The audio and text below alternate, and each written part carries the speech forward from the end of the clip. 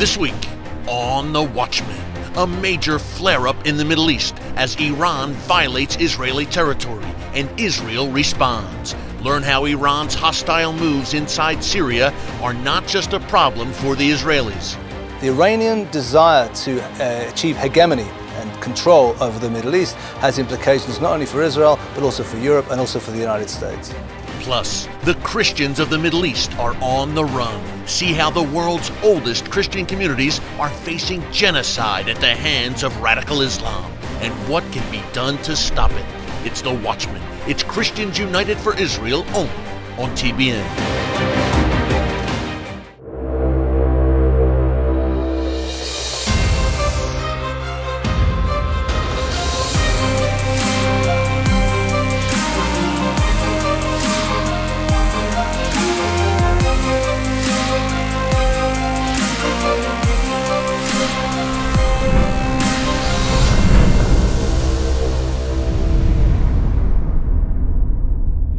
And welcome to The Watchman. For months now, we've been telling you to keep an eye on Israel's border with Syria. It's an area called the Golan Heights, and our Watchman team has visited there several times to bring you all the latest news. We believe that the Golan may very well be the trigger for a coming war.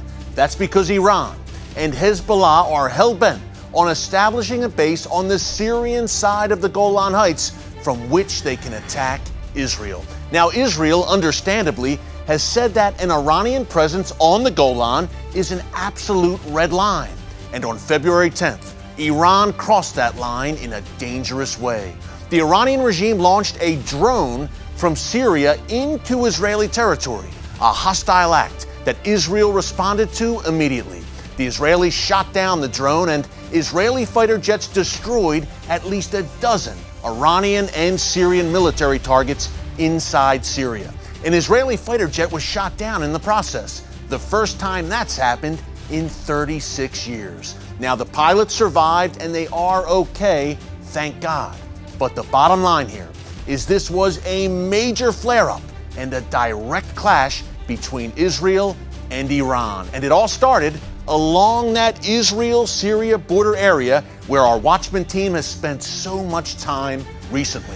Iran has now opened up a land corridor stretching from Tehran all the way to the Mediterranean Sea at Israel's doorstep. Syria is a crucial part of that Iranian land bridge. Iran views it as the perfect place to open a new front against Israel. Believe me, the Iranians will not leave Syria willingly. They have a powerful friend there in Russia and a very powerful proxy in Hezbollah. They're also flush with billions of dollars in cash from the disastrous Iran nuclear deal signed into law by President Obama. Add it all up, and the Iranian regime is growing bolder by the day. Its provocation against Israel in February may only be the beginning. Well, when it comes to breaking down the threats inside Syria and why they matter to you, no one does it better than Israeli journalist Jonathan Spier. He's gone deep into war zones in Syria and Iraq to report on Iran's growing influence, the rise of ISIS, and much more. I sat down with him in Jerusalem recently to discuss his on-the-ground experiences and his new book, Days of the Fall. Take a look. Well, Jonathan, thanks for joining us again here in Jerusalem on The Watchman. Thank you, Eric, for having me. Always great to have you, my friend. You have a great new book out, Days of the Fall. We're going to talk about that. But Jonathan, first of all, I think a lot of people at home are probably wondering, okay, why does this Israeli guy go into these hellish war zones in Syria and Iraq? What motivates you to do what you do and really go into the belly of the beast here in the Middle East? The answer is that the story, if it's not told, will be lost. And the story that we have in Syria and in Iraq that we've been covering for the last 6-7 years, those of us who've been covering it, is one of enormous human suffering, first of all, and enormous human endurance, and also a very great evil being perpetrated by certain forces. And that's something which has to be told. And I guess the fact that I'm Israeli, I wasn't prepared because of that fact to accept that I would not be or could not be among the people telling that vital story. Talk about how the chaos in Syria and Iraq, which you've documented so eloquently and bravely in your book and in your reporting, talk about how that chaos has spread and touched all of us, really. Well, first of all, we see in the very obvious case of the European refugee crisis, of course, back in 2012, 2013, 2014, when refugees were pouring into Turkey and then desperately trying to get across the sea to Europe, and then creating, a massive flow of humanity in a way that I think Europe has never before, or at least for the last half century, has not witnessed. And Europe is still struggling to cope with the implications of that. But I think also in hard strategic terms, let's say here in Israel, for example, the fact that the Iranians and their allies have managed to capture a dusty border post between Syria and Iraq called Abu Kamal, which a long way from here, we could easily forget about it, has massive implications for us, because it means there is now that contiguous line of Iranian and Iranian associated control all the way from the outskirts of the Golan Heights all the way to Tehran. That's how important that is. So that's why these things directly impact on our lives, and that's why it's so important for us to be getting a clear sense of what's happening there. Talk about that Iranian influence, that nefarious Iranian influence in Syria, Iraq, and beyond. You saw it up close, on the ground. Absolutely, yes. I mean, I've spent time actually with the Shia militias themselves in Iraq in summer of 2015. We went into Anbar province with them when they were actually fighting against ISIS at that time, and of course with the people on the other side from them in different occasions. The fact of the matter is that the Iranians are very, very smart at this stuff. They're very smart at noticing vacuums and moving in to occupy them with their own proxies. And as a result of that, in Lebanon and in Syria and in Iraq, they have areas under their own exclusive control right now. In Lebanon, arguably, they control the entire country now. And in Syria and Iraq, they have areas of control. And that means that, they are able to project power now, militarily and politically, all the way across a contiguous area of land between the Iraq-Iran border and the Mediterranean Sea, and therefore the gateway to Europe and, of course, the border to Israel. That's a major achievement, which means that out of the chaos of the last 5, 6, 7 years, we can currently see that one of the big winners is the Islamic Republic of Iran. For someone at home, maybe someone in Iowa, in Middle America, why is what's happening in Syria and Iraq so important for them? Why does it matter for them? First of all, we should remember that the forces that are engaged against us here in Israel are the same forces that are either engaged or wish to be engaged against the United States and the West. ISIS, I mean, it's obvious, Americans know well and have felt the impact of ISIS, whether it's in the terror attacks in Boston, in Orlando, and elsewhere. This is very clear. With the Iranians also, though, it's sometimes less well known that, there are Iranian, pro-Iranian terror networks operating inside America. There was an attempt in 2011 or a plan to kill the Saudi ambassador to the US in Washington, D.C. The plan was he would be killed in a restaurant by pro-Iranian forces. Had they carried that out, tens of innocent civilians, Americans, would have been killed. So these are the same enemies that we face, that the United States faces as well. I think it's very important to stress that, and I'm glad you asked this, because sometimes people say, well, the Iranians, I guess, are your problem as Israelis, but why should we worry about them? The Iranian desire to achieve hegemony and control over the Middle East has implications not only for Israel, but also for Europe and also for the United States. Absolutely. At the end of the day, the United States and their ideology, the Iranian ideology, is the great Satan. Absolutely, yes. Hasn't changed. Talk about some of the nasty things, Jonathan, I guess you would say, that you saw in Syria and Iraq. I'm sure you saw some atrocities up close. Without getting into too much graphic detail, just to give people a picture of the dangerous situation and what you went through personally, the courage you showed, I would say, to be in the belly of the beast there. What are some of the things you saw that really stuck with you and stand out? I can give you an example of something which really does stick with me from the summer of 2012 when we were in Aleppo city, at that time when the Syrian rebellion had just broken into Aleppo. And we witnessed, I witnessed from very close up, the regime Air Force bombing of a civilian hospital called Dar al-Shifa in a neighborhood called Sharda neighborhood in eastern Aleppo, then rebel controlled. And the absolute impunity with which the regime Air Force was directed to attack an obviously civilian target, the absolute helplessness of the civilians there in the hospital who were not even connected to the rebellion. They just happened to be in a neighborhood that the rebellion happened to take control of.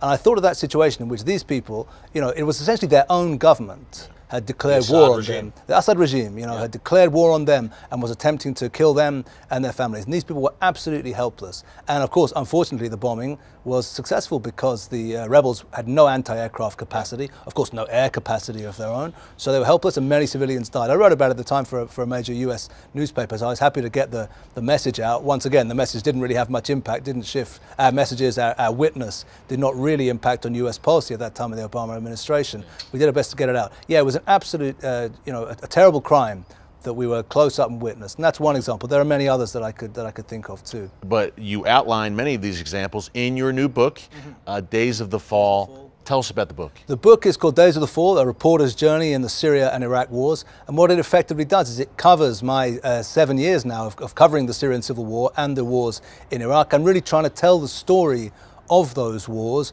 through the voices of many of the tens of people that I interviewed. I had a whole bunch of interview material I'd never been able to use in articles, and I wanted to sort of get that testimony out. And that's really what the book is trying to do. So it's showing from down below, so to speak, the story of those wars and the experience of the people involved. Actually from all sides. I was able to, of course, with the rebels, with the Syrian Kurds, the Iraqi Kurds, the Syrian government even, I interviewed them. There's interviews with ISIS fighters in there, Iraqi Shia militia. So we really have the whole gamut of voices coming out of that space, so to speak, over the last 7 years. Folks, if you want to understand the Middle East, this very complex place, this is the book to read, Days of the Fall. Pick it up. Jonathan, thanks so much for joining us. Keep up the great work, my friend, and stay safe. Thank you very much. Thanks, Jonathan. Thanks again to Jonathan Spier for his brave work in some of the world's most dangerous places. Be sure to keep him in your prayers and pick up his great new book, Days of the Fall. Well, up next, did you know that your brothers and sisters in Christ are facing a genocide in the region where Christianity was born? After the break, you'll learn about a new film that exposes the shocking truth about Christian persecution. This is very important information, folks. Don't move. Last year, 5,000 Christians attended the CUFI Washington, D.C. Summit. The 2017 summit was our most power-packed gathering in history. Top leaders and foreign policy experts from Israel and America agreed on two things. Our two countries are stronger together, and Christians United for Israel plays a major role in keeping that relationship strong. Through Christians United for Israel, more than 3.3 million believers raised their voices, have not been silent in support of Israel. And you can be heard in every city and town across America and in every office on Capitol Hill. And rest assured, the man down the street at 1600 Pennsylvania Avenue hears you too. That was 2017. Now get ready for bigger, better things at the 2018 summit as CUFI celebrates Israel at 70. Make sure the world hears your voice. Where will you be in July 2018? Register now.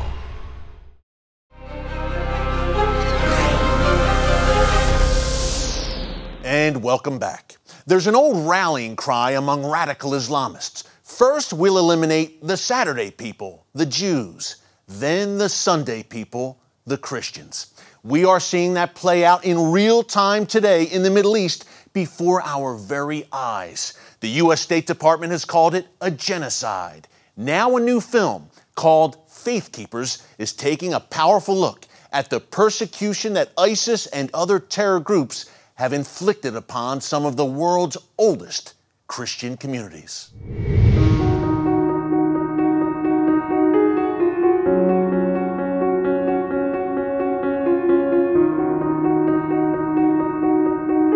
It's interesting that people tend to forget that Christianity was born in the Middle East. What people don't realize is that the first nation to convert to Christianity were the Assyrians from Iraq. People forget that the language that Jesus spoke, Aramaic, is still spoken today by Christians in Iraq, in Syria, in parts of Israel. It's incredible that this history is still alive, and yet people tend to forget that connection. Christianity at the turn of the 20th century was about 20% of the population of the Middle East.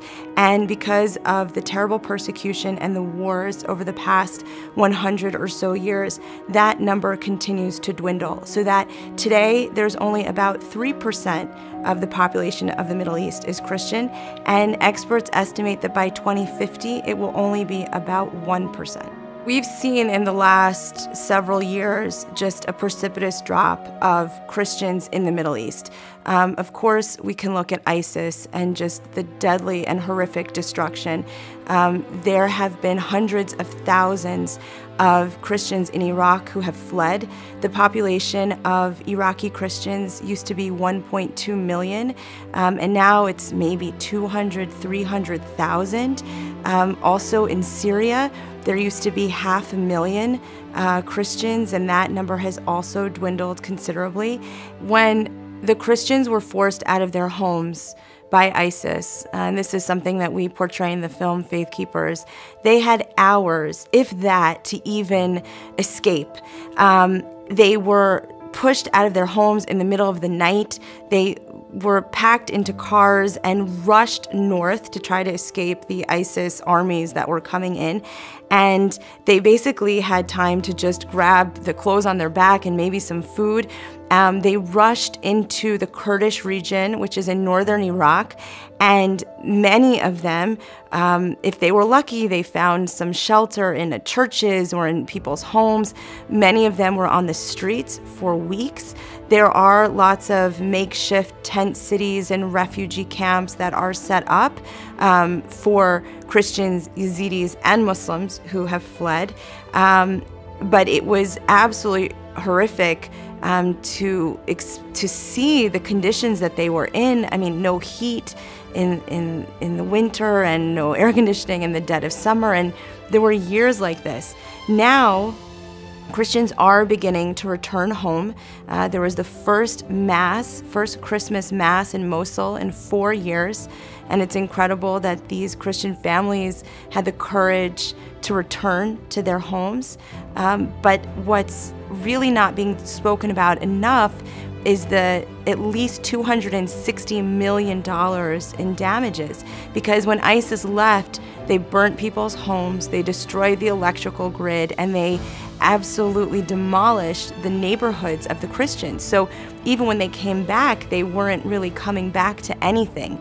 Many people don't realize, but Christians are the #1 persecuted religious group in the world. And it's not spoken about. People don't realize it. So we set out to make this film, and initially what we thought to do is just tell these stories of Christians who are treated as second and third class citizens in Iraq, in Syria, in Egypt, and so on.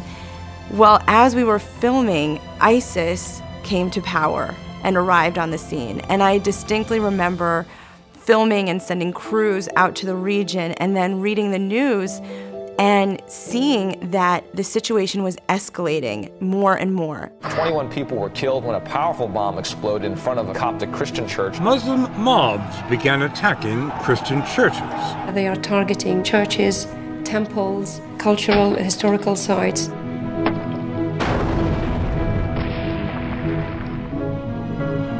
سوريا وأنا لك بخاز شو سوريا جو العراق قتل خله يعني بغضوني بالقوة واغتصبوني وتقريبا 4 أيام 5 أيام رجعت للبيت. هو كان بسيارته راجع من شغله، لزموا ايده ورجله ورايدوا يقطعوا راسه.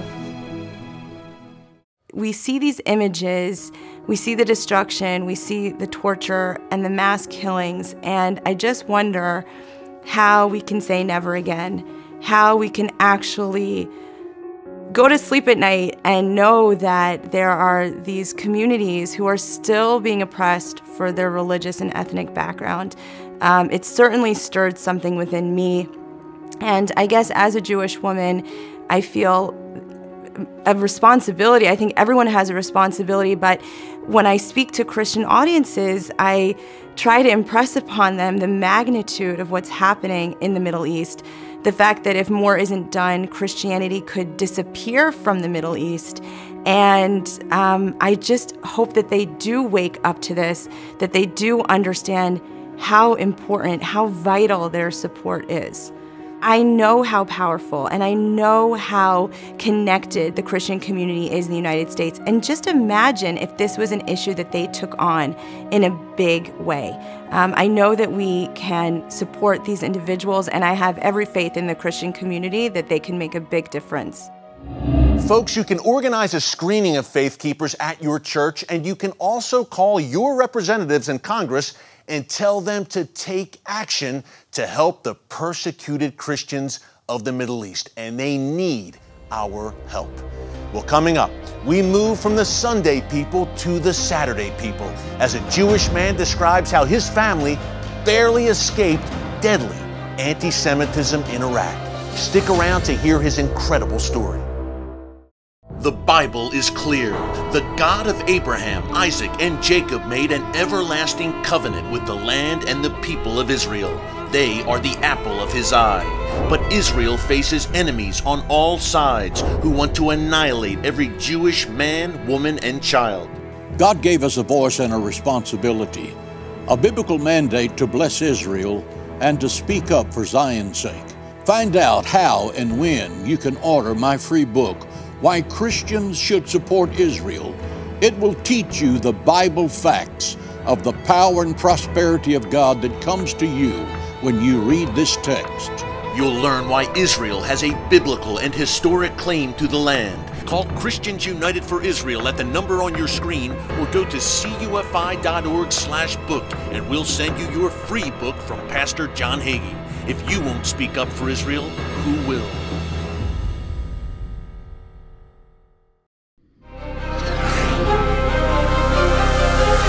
Welcome back.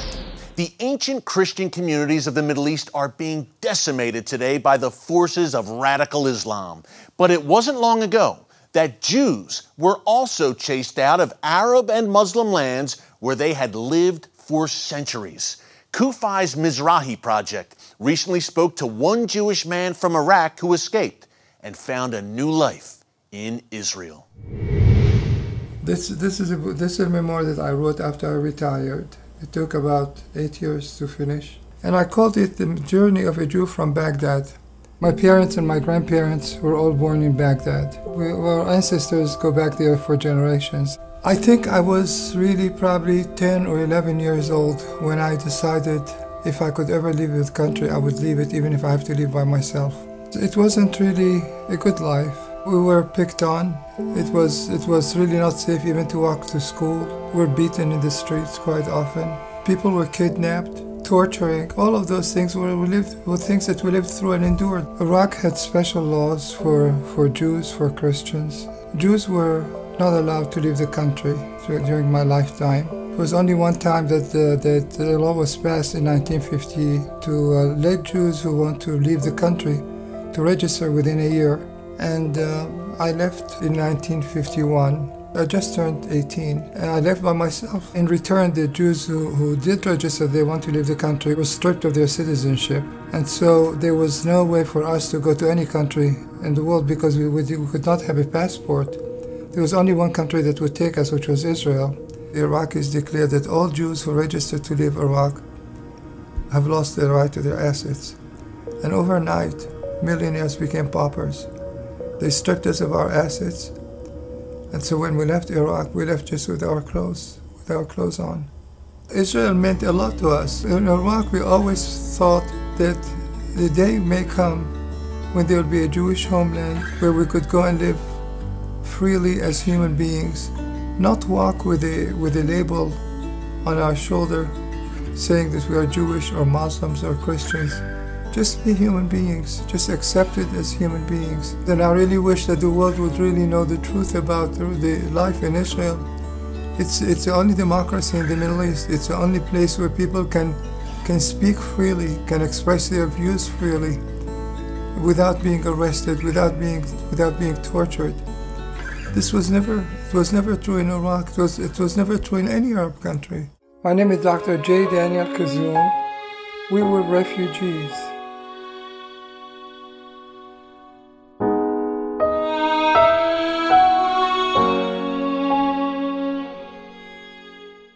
Folks, be sure to check out more powerful videos like this by going to our CUFI Mizrahi Project website, which you see there on your screen.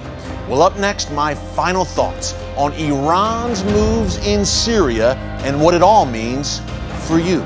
It's The Watchman. It's Christians United for Israel, only right here on TBN.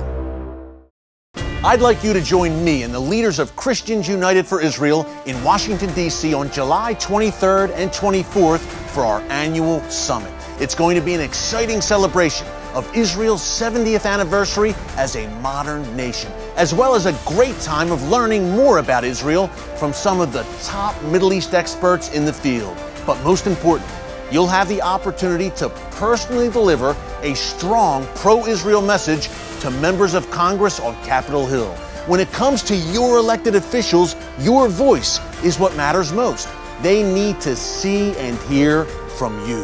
Go to kufi.org now to register for our Washington, D.C. summit for just $75 when you use the discount code Watchman. I'll be in D.C. this summer, and I hope you'll be there too to raise your voice with me for Zion's sake.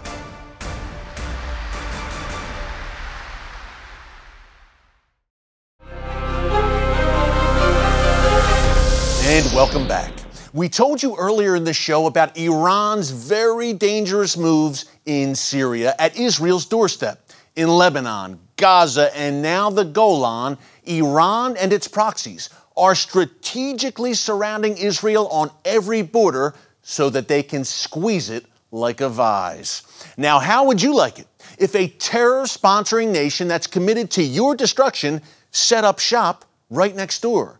That's the situation Israel is facing, and our team at Christians United for Israel will not remain silent. We are the world's largest pro-Israel organization, and we are making our voices heard in churches and communities across the United States and on Capitol Hill. You see the information there on your screen, so call us or visit the website and join our movement, a mighty move of God.